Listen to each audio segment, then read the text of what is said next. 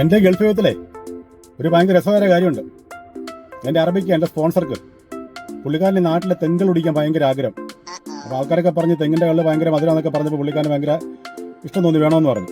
അപ്പോൾ എന്തൊക്കെ പറഞ്ഞു, നീ ലീവിന് പോകുമ്പോഴേ നീ എനിക്ക് കുറച്ച് കള്ള് കൊണ്ടുപോകണമെന്ന് പറഞ്ഞു. അപ്പോൾ നിങ്ങൾക്കറിയാമല്ലോ ഇവിടുന്ന് കൊണ്ടുപോകാനുള്ള ബുദ്ധിമുട്ട് നിങ്ങൾക്ക് എല്ലാവരും അറിയാമല്ലോ.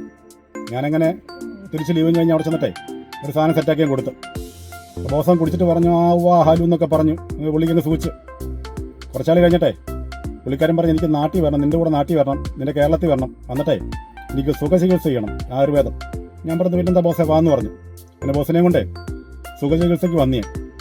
അപ്പോൾ അവിടെ നിൽക്കുക സിസ്റ്ററേ ഒരമ്മച്ചി ഇച്ചിരി പ്രായമുള്ളയാ. രാവിലെ ഒരു ഗ്ലാസ്, ഉച്ചയ്ക്ക് ഒരു ഗ്ലാസ്, വൈകിട്ട് ഗ്ലാസ് ഇങ്ങനെ കൊടുത്തോണ്ടിരിക്കുക.